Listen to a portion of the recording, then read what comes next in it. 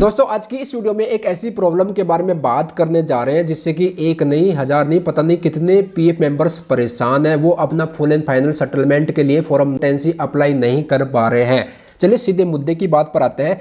यहाँ पर मैं आपको दिखाना चाहूँगा, जब पीएफ मेंबर पूरा पेंशन का पैसा निकालने के लिए only pension withdraw form 10C जैसे ही सेलेक्ट करता है तो यहाँ पर एरर आ जाता है, unable to get service details DE-2503। तो ये जो एरर है ना, ये पता नहीं कितने पीएफ मेंबर्स को आ रहा है और नतीजा क्या है, पीएफ मेंबर अपना फुल एंड फाइनल सेटलमेंट नहीं कर पा रहे हैं। फुल एंड फाइनल सेटलमेंट के लिए फॉर्म 10C अप्लाई नहीं कर पा रहे हैं।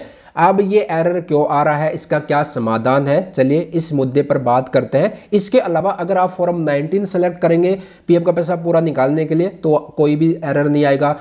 अगर आप एडवांस में पीएफ का पैसा निकालने के लिए फॉर्म 31 सेलेक्ट करते हैं तब भी कोई एरर नहीं आएगा। स्कीम सर्टिफिकेट के लिए अगर फॉर्म सेलेक्ट करते हैं तो भी कोई एरर नहीं आएगा। Monthly pension form 10D select करेंगे तब भी कोई एरर नहीं आएगा। बट जैसे ही only pension withdraw form 10C select करते हैं तो ये एरर मैसेज आ जाता है, unable to get service details DE-2503।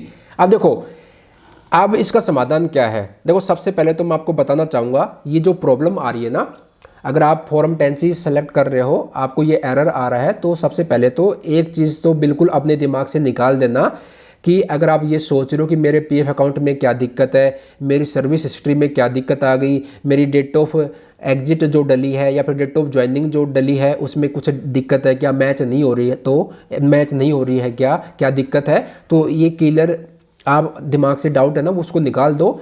ये जो प्रॉब्लम है ना, ये एक टेक्निकल प्रॉब्लम है। आपके पीएफ अकाउंट में, आपका जो यूएन अकाउंट है उसमें किसी भी तरीके की कोई भी प्रॉब्लम नहीं है। ये जो प्रॉब्लम है ये टेक्निकल प्रॉब्लम है। ईपीएफओ का जो सर्वर है, जो सिस्टम है, उसकी प्रॉब्लम है। यूएन मेंबर पोर्टल पर ये प्रॉब्लम आ रही है। आप अकेले बंदे नहीं हो, आपके साथ साथ हजारों में नहीं लाखों पीएफ मेंबर्स ऐसे हैं जो ये प्रॉब्लम फेस कर रहे हैं।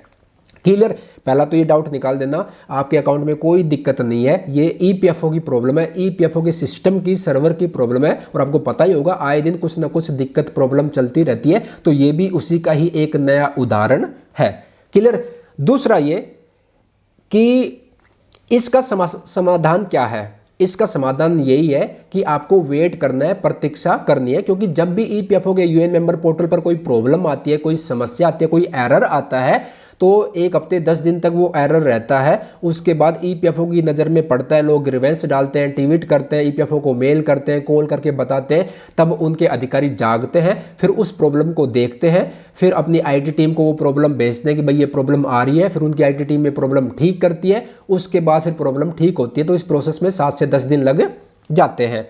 ठीक है, तो दूसरा ये हो गया, आपको वेट करना है, प्रतीक्षा करनी है। तीसरा ये कि काफी सारे भाई जो है ना पहले फॉर्म 19 अप्लाई कर रहे हैं और फॉर्म 19 अप्लाई हो जाता है, क्योंकि देखिए फुल एंड फाइनल सेटलमेंट के लिए जब आप कंपनी छोड़ देते हो 2 महीने कंप्लीट हो जाते हैं, उसके बाद ये पूरा पीएफ का पैसा और ये जो पेंशन का पैसा, इसको निकालने के लिए फॉर्म 19 और 10C भरना पड़ता है।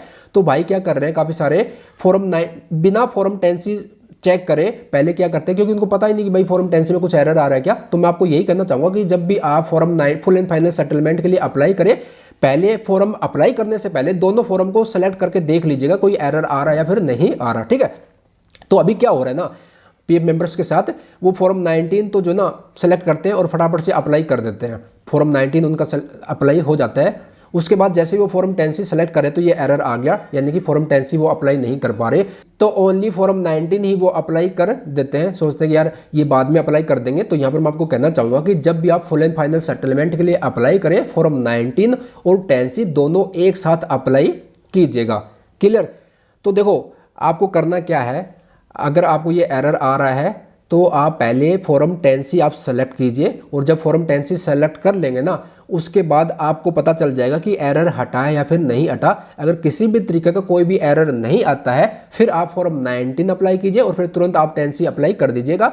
बट बिना 10C फॉर्म चेक करें आप फॉर्म 19 अप्लाई मत कीजिए, ये मैं आपसे रिक्वेस्ट कर रहा हूं। या फिर आप अपना खुद का या फिर किसी का भी फुल एंड फाइनल सेटलमेंट के लिए फॉर्म 19 और 10C अप्लाई करने जा रहे हो, तो फॉर्म 19 अप्लाई करने से पहले आप एक बार फॉर्म 10C सेलेक्ट करके जरूर देख लीजिएगा कि कोई एरर आ रहा है या फिर नहीं आ रहा। अगर ये एरर आ रहा है तो आप रुक जाइए 1 हफ्ते 10 दिन, और जब ये एरर हट जाए, खत्म हो जाए उसके बाद फॉर्म 19 और 10C अप्लाई कीजिए, क्योंकि आपके पीएफ अकाउंट में तो कोई दिक्कत नहीं है, ये ईपीएफओ के सर्वर की दिक्कत है। तो ये एक बात मैं आपको कहना चाहूँगा, बताना चाहूँगा कि जब भी फॉर्म 19 और 10C अप्लाई करें, पहले 10C सेलेक्ट करिए, एरर नहीं आ रहा है तो उसके बाद फॉर्म 19 अप्लाई कर दीजिएगा। मतलब चेक करना है पहले 10C सेलेक्ट करके कि एरर आ रहा है फिर नहीं आ रहा, अगर नहीं आ रहा तो फिर आप फॉर्म 19 10C अप्लाई कर दीजिएगा। बाकी ये प्रॉब्लम आपके पीएफ अकाउंट में नहीं है। जब से ईपीएफओ ने यूएन मेंबर पोर्टल पर जो बदलाव करे हैं, करेक्शन को लेकर कुछ नए जो चेंजिंग करे हैं, उसके बाद से ही ये जो है सर्वर में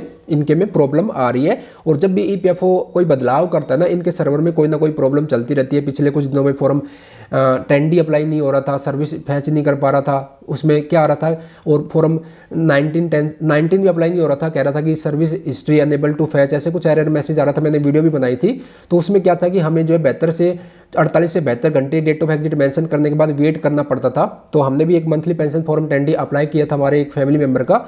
तो पहले तो वो आया कि भाई आपके सर्विस फैच नहीं हो पा रही, सर्विस अपडेट नहीं है, ऐसे कुछ एरर मैसेज आ रहा था। उसके बाद मैंने जो है 4-5 दिन तक वेट किया, उसके बाद जो वो एरर हट गया और फिर monthly pension form 10D apply हो गया। तो ये जो एरर है ना, ये एक टेक्निकल प्रॉब्लम है ईपीएफओ के सर्वर की, इनके सिस्टम की, इनके यूएन मेंबर पोर्टल पर जो है ये प्रॉब्लम है। आपके पीएफ अकाउंट में कोई भी समस्या नहीं है, कोई भी दिक्कत नहीं है, समाधान यही है, या तो आप ग्रीवेंस डाल दो। ग्रीवेंस डालेंगे तो ईपीएफओ यही कहेगा कि हम इस पर काम कर रहे हैं, और ठीक है, और वो कहेंगे कि भाई आप 5-7 दिन बाद ट्राई कीजिएगा। अगर ग्रीवेंस नहीं डालना चाहते तो आप 7 से 10 दिन आप वेट कीजिए, उसके बाद आप अप्लाई कीजिएगा, या फिर आप जो है चेक करते रहिएगा। जैसे कि 2-3 दिन बाद जो है इवनिंग में 7-8 बजे के बाद चेक कीजिएगा, और जैसे लगे कि भाई अब एरर नहीं आ रहा तुरंत अप्लाई कर दीजिएगा। या फिर फॉर्म 19 10C आप उमंग ऐप के माध्यम से भी अप्लाई कर सकते हो। ठीक है, तो ये एक जानकारी आप सभी के साथ शेयर करनी थी। आशा करता हूँ जानकारी पसंद आई होगी। जानकारी पसंद है तो वीडियो को लाइक कीजिए, और इस तरह के रेगुलर अपडेट पीएफ से रिलेटेड पाना चाहते हैं तो चैनल को जरूर सब्सक्राइब कीजिएगा। मिलते जल्द एक और नई जानकारी के साथ, अपना ख्याल रखिएगा। बाकी जब भी ये प्रॉब्लम ठीक हो जाएगी मैं एक जानकारी दे दूंगा वीडियो बनाकर, ठीक है, तो चैनल पर बने रहिएगा। Thank you so much video देखने के लिए।